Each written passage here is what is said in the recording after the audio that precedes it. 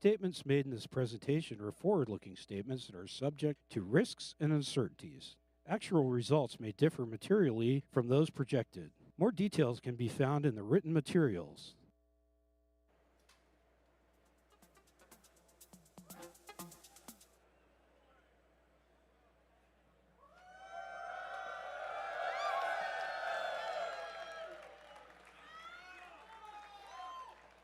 Ladies and gentlemen, here, everywhere, online, around the world, outer space, I'm Franz.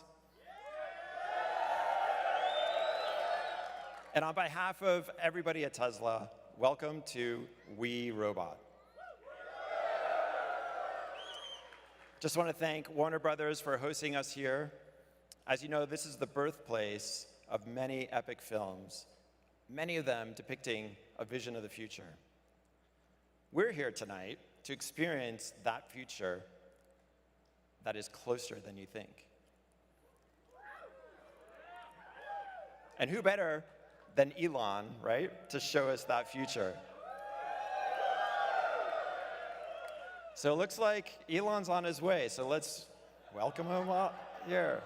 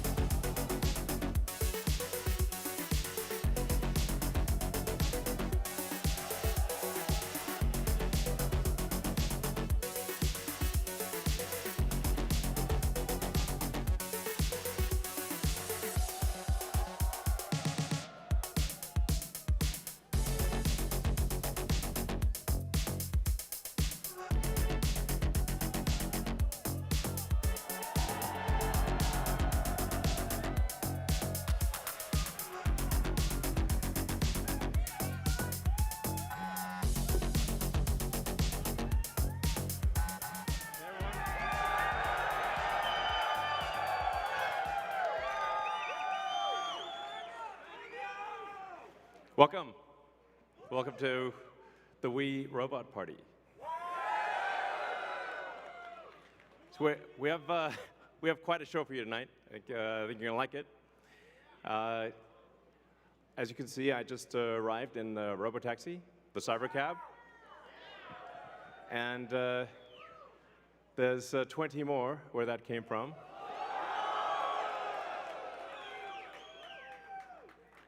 So they've been traveling. They're all, there's no people in them, as you can see. The car's just going by with no people.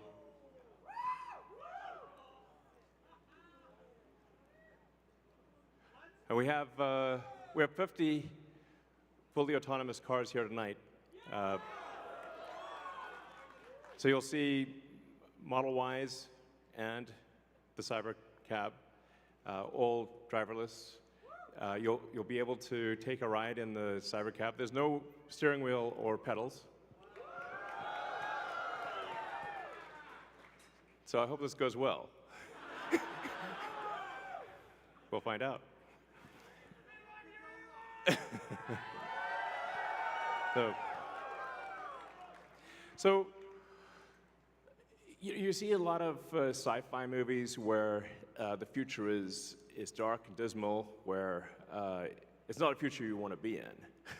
So, like, I love Blade Runner, but I don't know if we want that future. I think we want that duster he's wearing, but not the bleak apocalypse. We want to have a fun, exciting future that if you could look in a crystal ball and see the future, you'd be like, yes, I wish I could be there now. That's what we want. So when we think about transport today, there's a lot of kind of pain that we take for granted that we think is normal.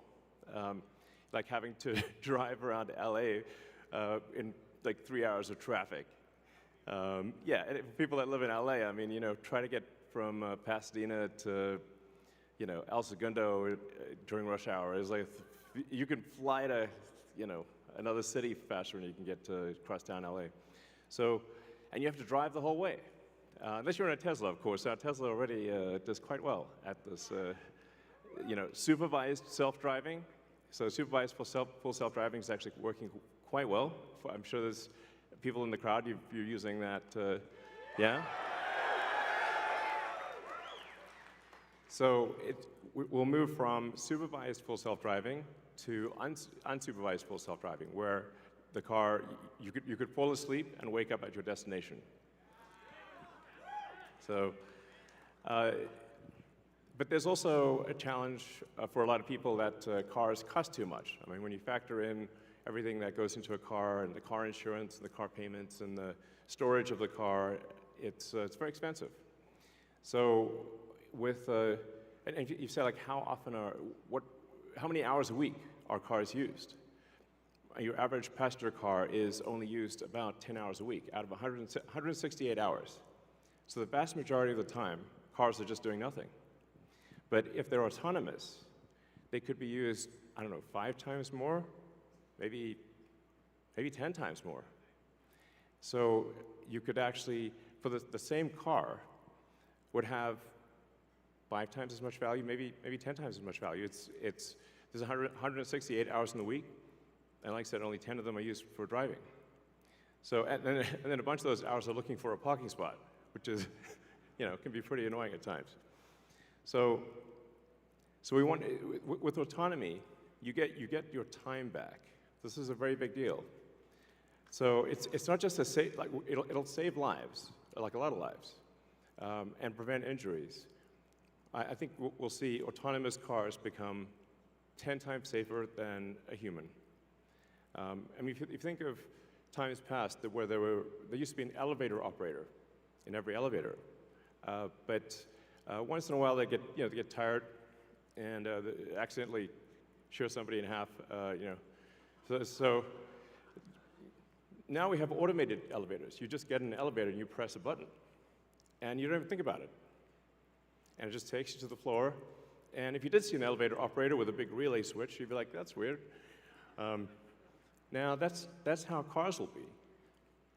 And it's not just the lives saved in injuries, but if you think about the cumulative time that people spend in a car and the time that they will get back, that they can now spend, well, I guess, on their phones, or watching a movie, or doing work, or whatever you want to do. You can think of the car in an autonomous world as being like just a little lounge. You're just sitting in a comfortable little lounge, and you can do whatever you want while you're in this comfortable little lounge. And when you get out, you will be at your destination. So, yeah, it's going to be awesome.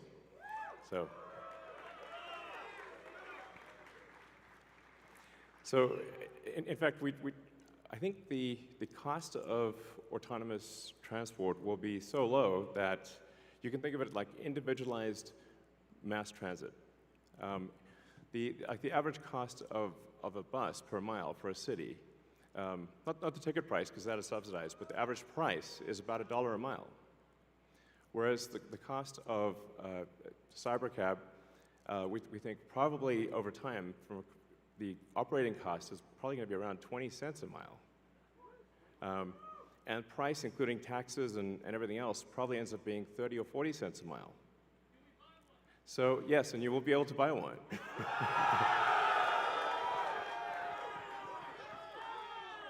Yes, exactly. And we expect the cost to be below $30,000.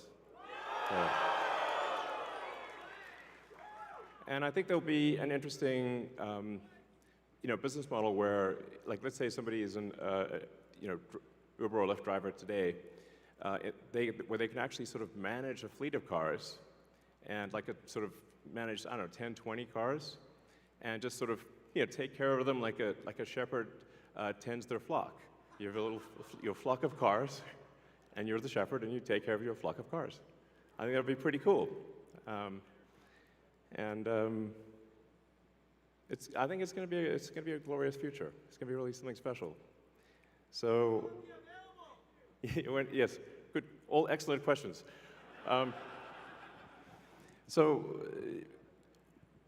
We do expect actually to start fully autonomous, unsupervised FSD in Texas and California next year. And that's with the Model 3 and Model Y. And then we expect to be in production with the cybercab, which is really highly optimized for autonomous transport in probably, well, I tend to be a little optimistic with timeframes, but in 2026. So, yeah, before 2027. Let me put it that way. We'll make this vehicle in very high volume, but well before that, you will experience a robotic taxi via the Model 3 and Model Y program, and Model S and X too. But your 3 and Y will achieve unsupervised full self-driving with permission in wherever regulators essentially approve it in the U.S. and then to follow in outside the U.S. So, and Cybertruck too, yes, of course. Sorry, I don't want to forget. Yes. All our cars are basically all cars that we make. So, let's not get nuanced here. All right, next slide. So one of the reasons why the computer can be so much better than a person is that we have millions of cars that are training on driving. So it's like living millions of lives simultaneously and seeing very unusual situations that a person in their entire lifetime would not see. But hopefully, yeah, exactly. So, with that amount of training data, it's obviously going to be much better than what a human could be, because you can't live a million lives. And it's also, it can see in all directions simultaneously, and it doesn't get tired or text or any of those things. So it will naturally be, like I said, 10, 20, 30 times safer than a human, just for all those reasons. And I want to emphasize that the solution that we have is AI and vision. So there's no expensive equipment needed. So the Model 3 and Model Y and S and X that we make today will be capable of full autonomy unsupervised. And that means that our cost of producing the vehicle is low. Now, we are going to actually overspec the computer for the cybercab. So our AI5 computer will be somewhat overspec'd. And because I think there's actually also an opportunity, sort of like an Amazon Web Services, where if the car's driving for 50 hours a week, there's still over 100 hours left. And there's a potential there to have a massive amount of distributed inference compute, where if you've got, like, say, a fleet of 100 million vehicles and a kilowatt of efficient inference compute, you have 100 gigawatts of compute, which is really quite substantial. And if it's there, you might as well use it. So, yeah, so that I think will make sense. So, all right. So our autonomous future is here. As I said, we've got 50 Teslas driving autonomously. We're trying to give you a sense of what cities will be like in the future.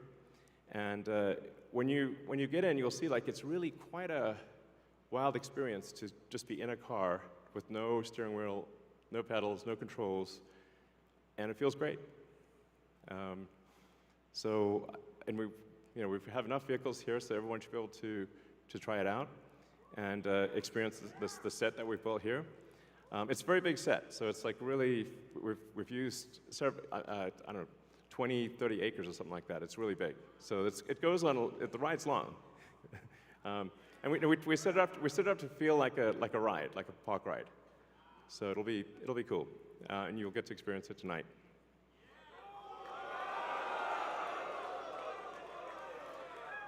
Something we're also doing is, and it's really high time we did this, is inductive charging. So the Robotaxi has no plug. It just goes over the inductive charger and charges. So yeah, it's kind of how it should be. Thanks, guys. I love you too. So one of the things that is really interesting is how will this affect the cities that we live in? And when you drive around a city, or when the car drives you around a city, you'll see there's a lot of parking lots. There's parking lots everywhere, parking garages.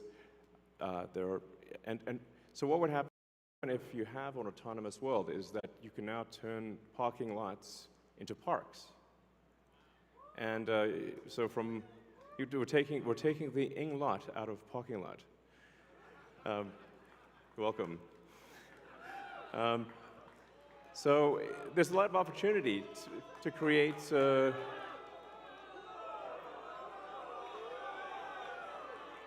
green space in the cities that we live in.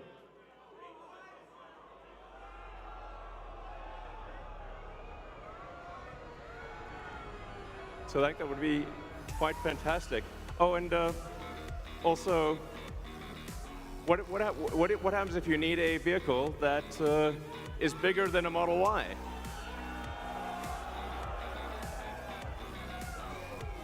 The Robovan. The Robovan is we're going to make this, and it's going to look like that. Now, can you imagine going down the streets and you see this coming towards you? That'd be sick.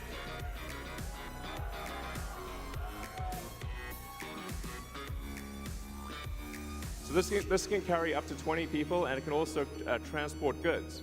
So you can configure it for goods transport within a city, or transport of up to 20 people at a time.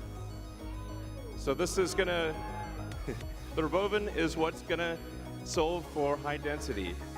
So if you want to take a sports team somewhere, or you're looking to really get the cost of travel down to, I don't know, 5-10 cents a mile, then you can use the Robovan.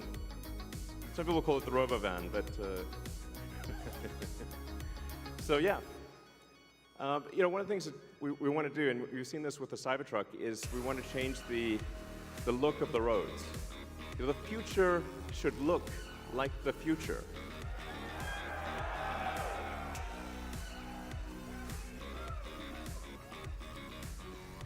So, speaking of robots, so everything we've developed for our cars, the batteries, power electronics, the advanced motors, gearboxes, the software, the AI inference computer, it all actually applies to a humanoid robot. It's the same techniques. It's just a robot with arms and legs instead of a robot with wheels. And we've made a lot of progress with Optimus. And as you can see, we started up with someone in a robot suit, sort of down, and then we've progressed dramatically year after year. So if you extrapolate this, you're really going to have something spectacular. something that anyone could own. So you could have your own personal R2-D2 C3PO. And I think at scale, this would cost something like, I don't know, $20,000, $30,000. Probably less than a car, is my prediction long term. Now, it'll take us a minute to get to the long term, but fundamentally at scale, the Optimus robot, you should be able to buy an Optimus robot for, I think, probably $20,000 to $30,000 long term. So, and what can it do? It'll basically do anything you want. So it can be a teacher, babysit your kids. It can walk your dog, mow your lawn, get the groceries, just be your friend, serve drinks. Whatever you can think of, it will do. And yeah, it's going to be awesome.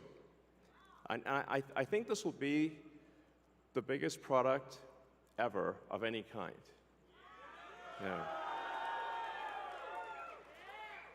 Because I think everyone, of the 8 billion people of Earth, I think everyone's going to want their Optimus buddy. And there's going to be maybe 2, and then they'll be producing products and services.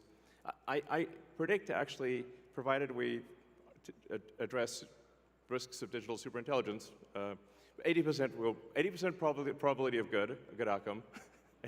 Look on the bright side. The cup is 80% full. The cost of products and services will decline dramatically, and basically anyone will be able to have any products and services they want. It will be an age of abundance, the likes of which people have almost no one has envisioned. It'll be something special. So, now one of the things we wanted to show tonight was that Optimus is not a canned video. It's not walled off. The Optimus robots will walk among you.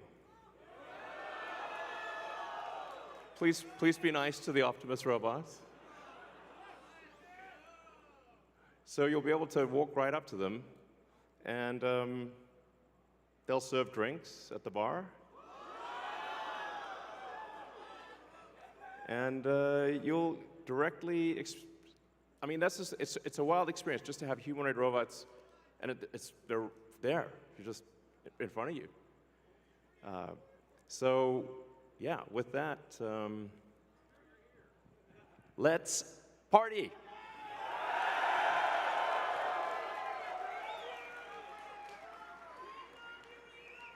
I love you guys too. If you look at that gazebo over there, let's get the party started.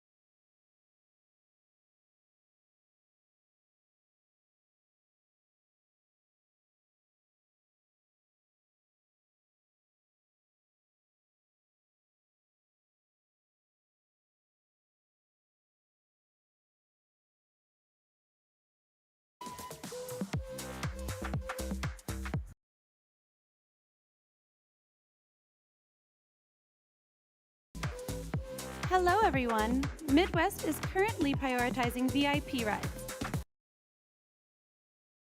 Other amazing zones to board your Robotaxi experience. Thank you.